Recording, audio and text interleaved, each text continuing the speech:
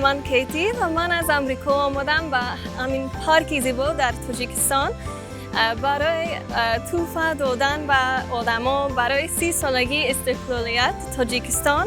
سلام، نام من کیتی از طرف مردم امریکا آمدم و این دو تا تحفه برای شما برای 30 سالگی استقلالیت و میخوام گویم مبارک برای همین جشن و این برای شما.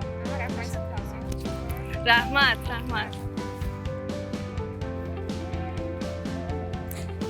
بخشش.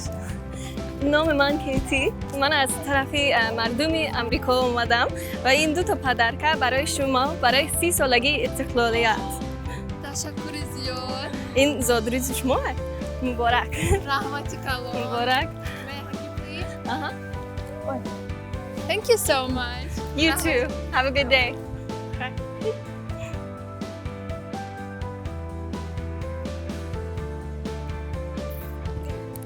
السلام علیکم، نام من کیتی، من از امریکا اومدم و این دو تا تحفه برای شما از طرف مردم امریکا برای 30 سالگی استقلالیت تاجیکستان از من و از همه مردم تاجیکستان مبارکباد میگویم.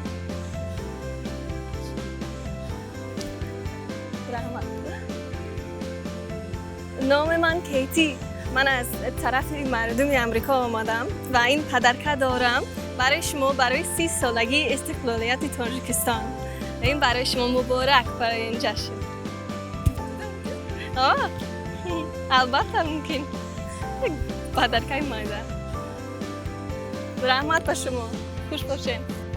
السلام علیکم، نام من کیتی، من از طرف مردم امریکا آمدم و این تحفه برای شما برای 30 سالگی استقلالیت. مبارک به همین جشن.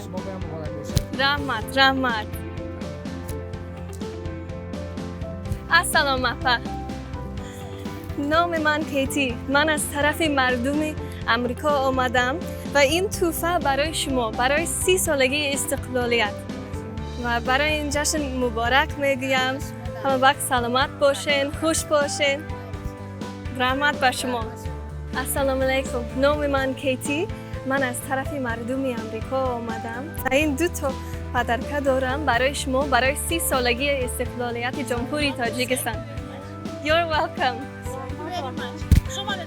رحمت، سلامت باشین با شما. رحمت.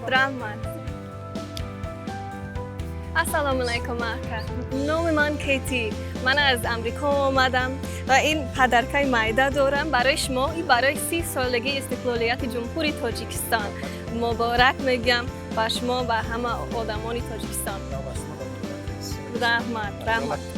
از نام مردم امریکا و علیخصوص از نام من و مردم تاجیکستان برای این 30 سالگی استقلالیت جمهوری تاجیکستان مبارک باد میگویم. امیدوارم که همه وقت دوستی پیدا میکنید.